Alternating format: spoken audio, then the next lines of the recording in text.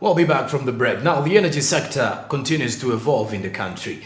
From the rise of renewable energy resources to the growing emphasis on sustainability and reducing carbon emissions, the global economy landscape is undergoing a period of rapid transformation, presenting both challenges and opportunities for companies that are operating in the sector.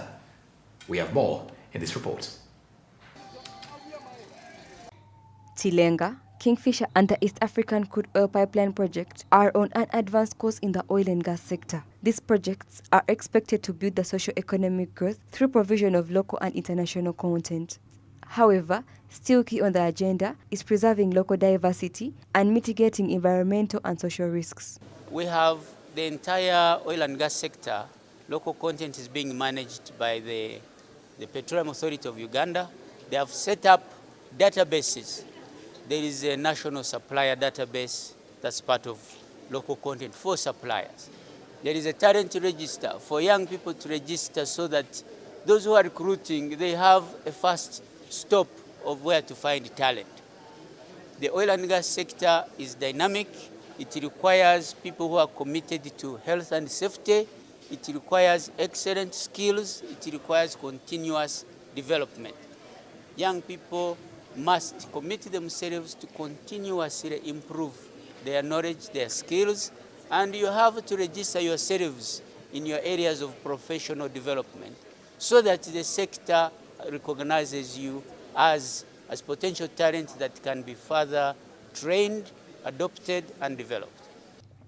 The approach to green manufacturing in these projects is anticipated to diversifying their operations, investing in new technologies such as carbon capture and utilization, plus renewable energy projects, such plus capacity building and skilling of local workers are benchmarks in the drive. I will focus more on the drilling part, that's where I work. So actually it's going to be a project that will entail the drilling of 31 well pads, 426 wells. So as you can see, it's a huge endeavor that TotalEnergies is undertaking here in Uganda. And for sure it's going to bring a lot of opportunities in terms of employment and development of new technologies, and hopefully that these kind of changes allow us to show what Total is doing and TotalEnergies is doing, and then to bring the people and the young people on board to this project. Despite efforts to skill involved players, especially in regards to national content, prioritizing environmental protection throughout the production cycle is paramount for sustainable production, as the burden is clearly illustrated in the 20 years plus oil projects. Our appeal, as we also get prepared to join the sector, one is to stick to the objectives or the plan to preserve the biodiversity, the environment, our water sources, as we develop as a country, while we improve on our energy access through the oil and gas industry. That being said, I also implore the key players to keep pushing this project, keep informing the people like how they are doing today, like how they do on their social media platforms, so as to tackle and also break down the misconceptions that are surrounding this sector, which is good for us. With the changing landscapes in the oil and gas, companies are expected to be proactive in their approach and willingness to invest in new technologies and practices. Petroleum, SMART24 TV, Business Today. As the development phase in the oil and gas sector forms up, the stakeholders have adhered to strategic annual plans. And earlier today at the SPE Students Chapter, where the young professionals were enlightened on opportunities in the sector, Petroleum had a sit-down with the Petroleum Authority's Ethith to understand the sector's position so far and the underlying opportunities in there. And with me is Mr. Muhumuda Ses from Petroleum Authority Uganda. He's the stakeholder manager. He's going to be giving us more on these details in regards to the opportunities for the national content. You're most welcome, sir. Okay, all right, thank you very much. First and foremost, we have many projects under development. We have the Tilenga project, which is operated by Total with joint venture Enoch. Then we have Kingfisher Development Area, which is operated by SNOC with the joint venture of UNOC, Uganda National Oil Company. Then we have East African Crude Oil Pipeline that is also developing It is operated by, it is with 4 partners, 4 companies: Government of Tanzania, Government of Uganda, Total Energies, and Sinok Uganda Limited. All those projects, we expect an investment of about 20 billion US dollars, about 10 billion US dollars in upstream, that is Tilenga and Kingfisher, and of that about $7 billion contract have been signed, where we have about 40% of 7 billion US dollars which are signed went to Ugandans. Those contracts went to Ugandans. Then ECOP also have, we have an investment of about $4 billion, and we have different companies, and subcontracting to Ugandan companies is going on. Last week we had Schneider Electronics and Bolel and other contractors, Tier 1 contractors and Worry. They were here to see which segments or what they can subcontract to Ugandan companies, and many companies showed interest. When we talk about employability, so far we have about 70,000 employees in the sector, in development phase, and 70,000 employees, about 95% are Ugandans, are pure Ugandans. That brings me to my next question. These projects are mainly in places like Hoima and the western side of the country. Are they also limited to the people owning those places in terms of job opportunities for these guys? National jobs are, of course, advertised in national newspapers. We also, the companies also follow National Oil and Gas Talent Register. Then we have what we call same-skilled jobs. Those same-skilled jobs we get from very villages or the areas where the projects are taking place. Like when there is any work in a certain village, let's say in Kingfisher, like in Uhuka, where we have work going on, they will get people to do some skilled jobs from that area of Uhuka. So far, we have employment. We have people from all over the country working in the sector. So far, all the regions have balance in the sector, depending on the talents, depending on the because most of the jobs are advertised in national newspapers. Then the shortlist, people apply, shortlist, do interviews, then do the appointments. So it's a national project, and but maybe some pretty same skilled jobs, those are the ones which are ring-fenced for locals. Then don't look up about direct employment. We have other opportunities, which supply of foods. Government of Uganda ring-fenced about 16 services and products to purely Ugandans, including transportation,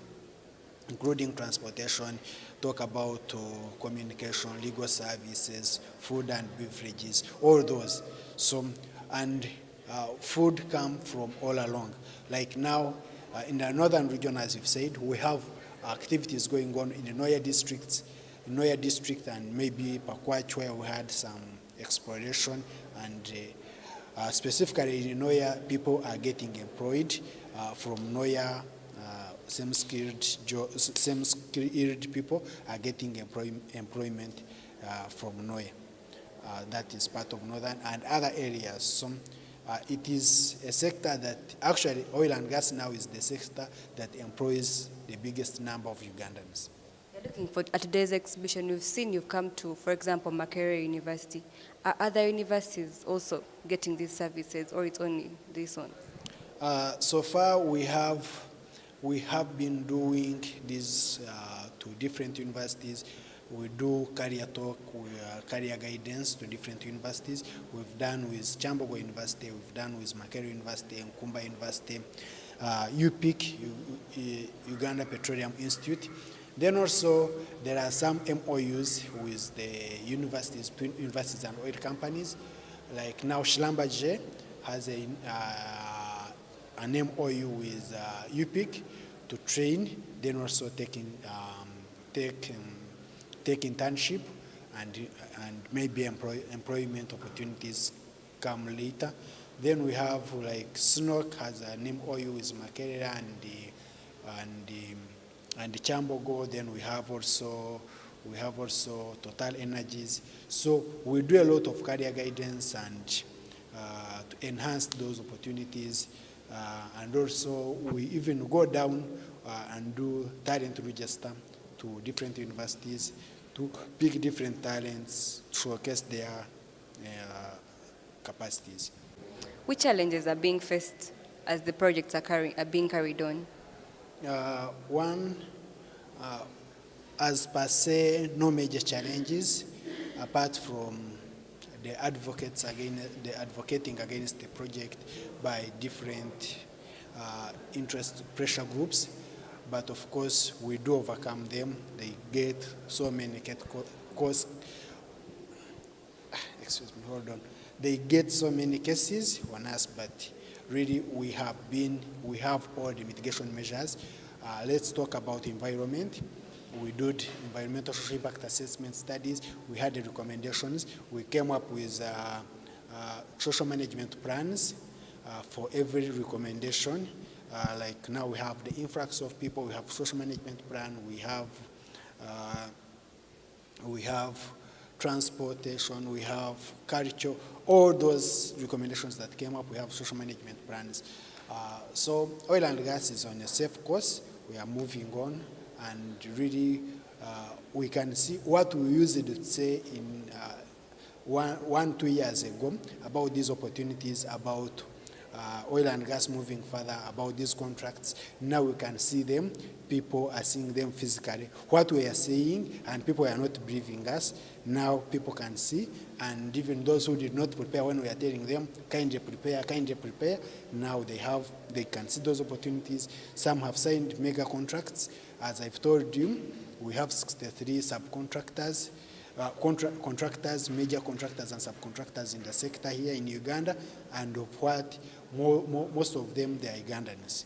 And as I've told you from the beginning, about $7 billion that have been signed by different companies.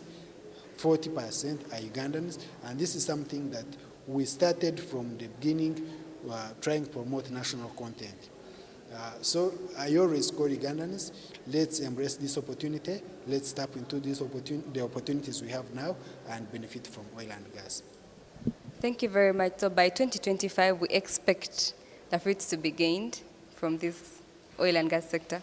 Well, as you can see, oil and gas is technically ready. We did exploration, we did the appraisal, then now we are involvement. Kingfisher, we started the spudding, the rig is there. We spudded on 24th January this year.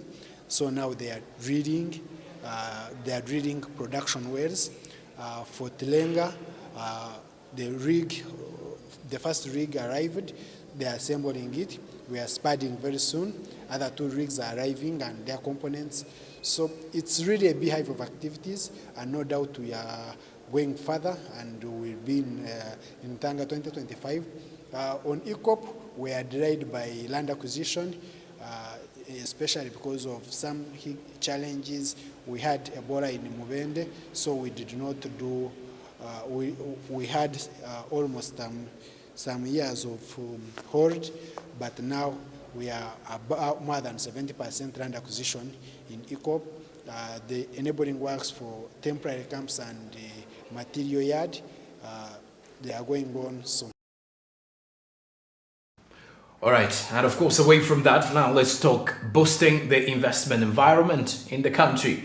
The Indian community has held the international exhibition and conference on packaging and plastics, aiming at providing a platform to promote products to a higher caliber audience of personal care and pharma, food, drinks, fashion and retail, with strong focus laid on innovation, sustainability, packaging, machinery and automation.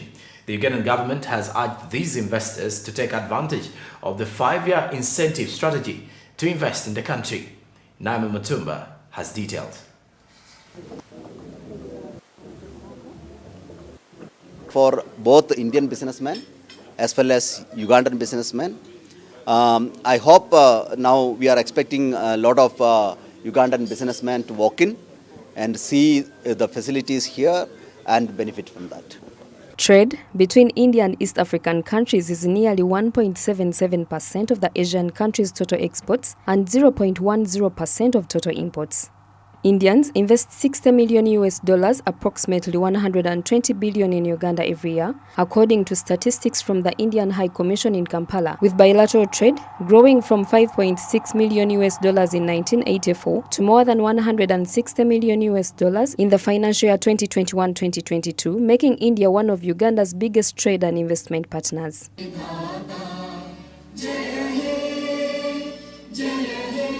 The India relations is aiming at discussing the possibility of business-to-business cooperation where two countries can take full potential to finding solutions for packaging standards that are environmentally friendly. Of Uganda and our counterparts can find ways to unlock the potential of our nation and create more sustainable economic opportunities with our citizens.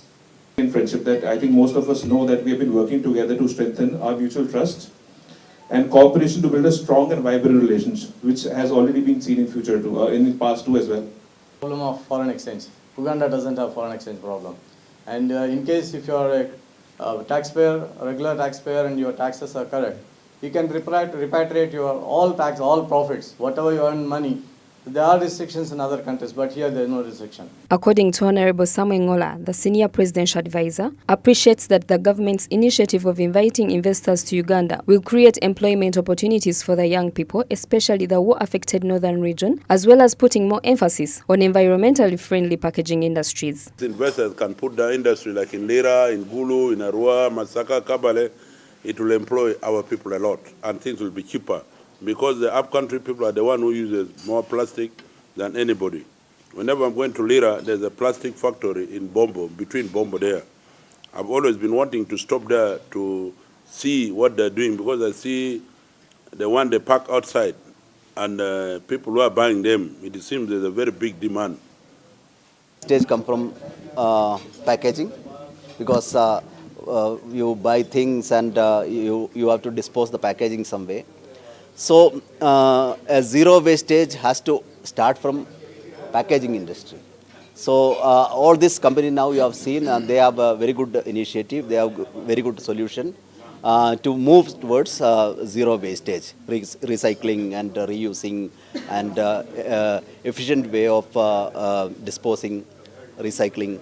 So I think emphasis on packaging industry is very important to achieve this. The demand for high-quality packaging materials and distribution infrastructure for all sectors in Uganda is growing very fast. Investment opportunities therefore exist in setting up packaging manufacturing plants, warehousing facilities for hire, distribution facilities and services. Government has recognized that free zones are key drivers to trade, investment and integration of domestic firms into the global value chains, and for this reason, a number of incentives have been put in place for investors, including a 5-year income tax exemption for free zone developer whose investment capital is at least $100 million. Naomi Mtumba, SMART24 TV, Business Today. All right, now, as of today, EACOP has acquired an investment license. So the Uganda Investment Authority yesterday awarded the East African Crude Oil Pipeline project company an investment license. This is an appeal following the acquisition of a construction license. A $40 billion investment is anticipated with a global market in sight for the energy company. Samuel Kirmonda compiled this report. EACOP has today secured an investment license from Uganda Investment Authority. This follows meeting investment prerequisites, including the contentious environmental impact assessment, as the oil and gas sector achieves development mileage as prioritized in this financial year. While speaking to journalists today, Dr. Robert Mukiza, the Director, Uganda Investment Authority, committed to supporting the development wherever necessary. We are providing this license to EACOP to show that want to provide the bouquet of services as government of Uganda to this very important project. The incentives we bring as Uganda Investment Authority, but also to understand that this is one of the most important investments in this country. According to Deputy Director ECOP, John Bosco Habugumisha, the $40 billion investment will be implemented under the compliancy and national content obligations. Furthermore, Ms. Samantha Muhwezi, ECOP's Director Legal Affairs, confirms Tilenga and ECOP's compliance to environmental impact assessment with a boost in the recent Paris ruling that not only showed inadmissibility but also prerequisite for in-depth analysis to ascertain accusations. Commercialized. It's the pipeline. In terms of access to the international market, it's also in regard to refining. So that's how critical the ECOP is. It's in the range of $4 billion of investment in the region. There are not very many investments of this size.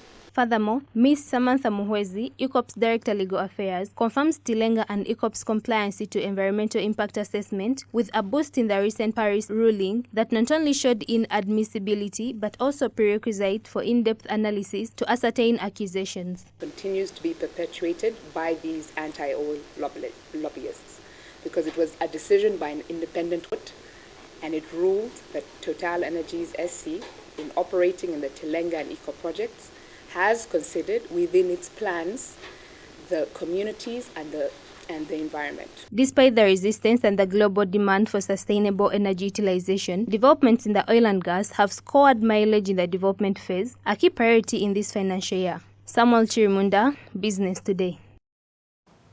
All right, now the civil society organizations have denounced the Energy Charter. They've asked the government to undo efforts of joining the Energy Charter Treaty, a multilateral framework for energy cooperation, calling it an ultimate threat to climate justice, controversial, and it does undermine climate change initiatives. Ronan Ahawe has details. The law votes against the climate action. The charter claims to be technology neutral.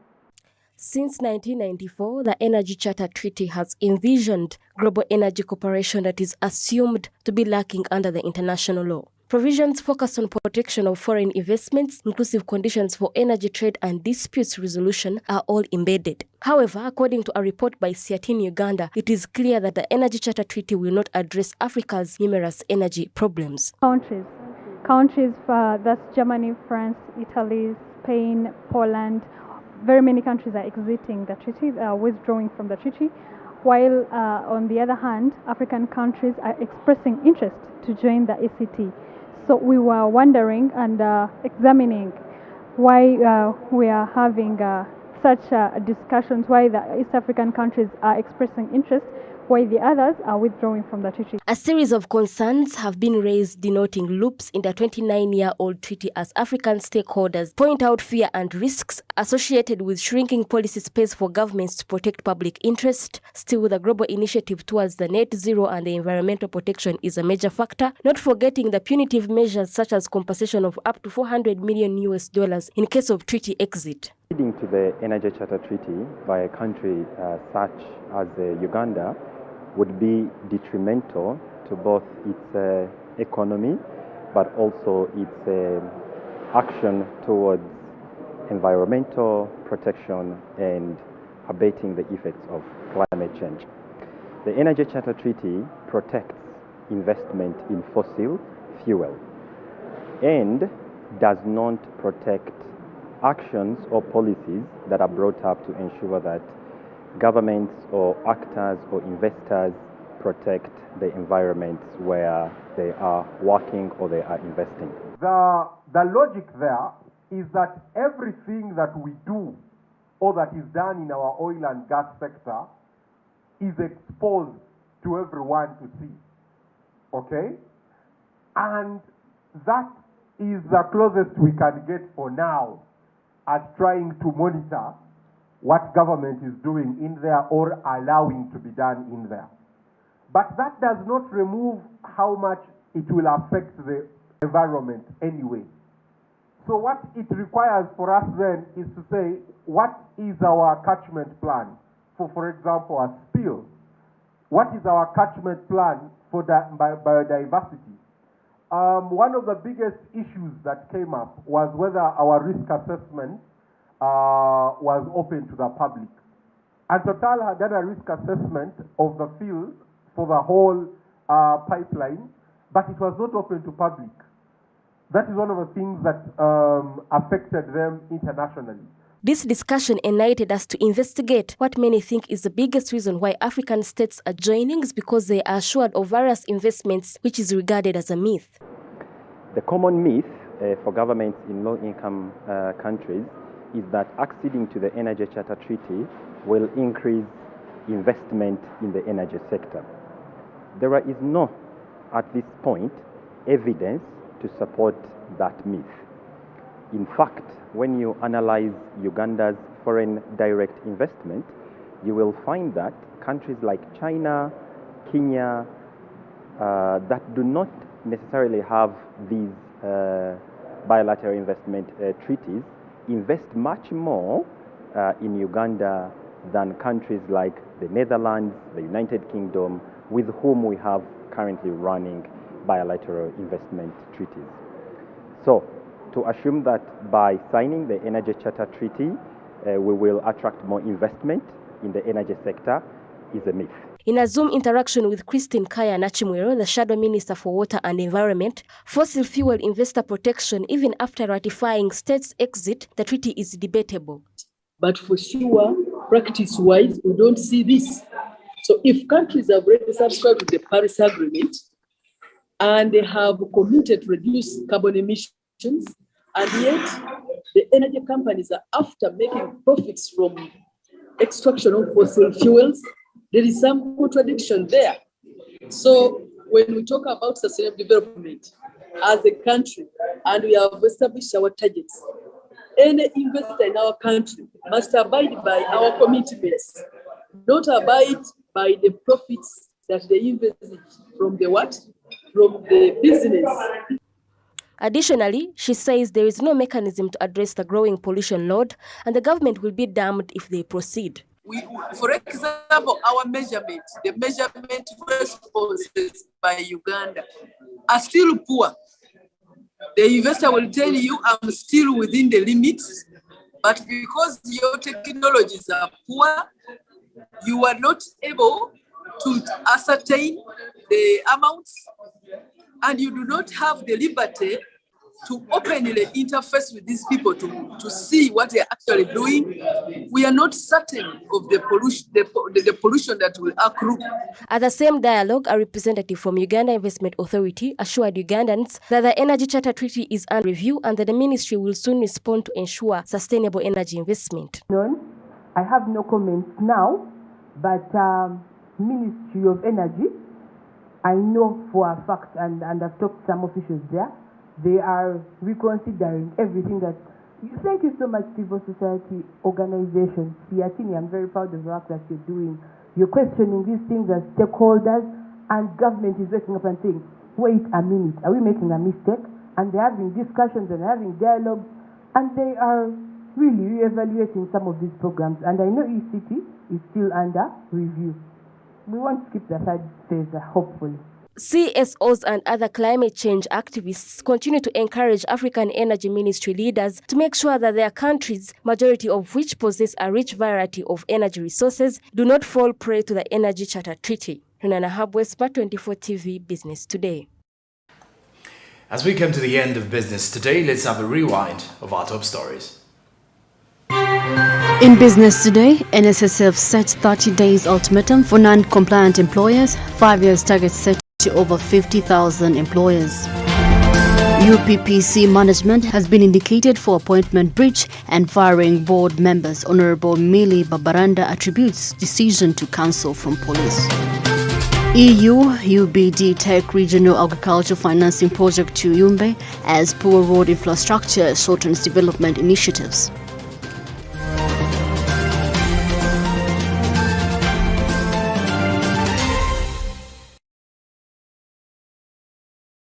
(10 p.m. East African Standard Time. Business Today has come to an end. I'm Joram with Winnie Buyinza Nakochi on Sign Language, coming to you live from Plot 42 Nile Avenue.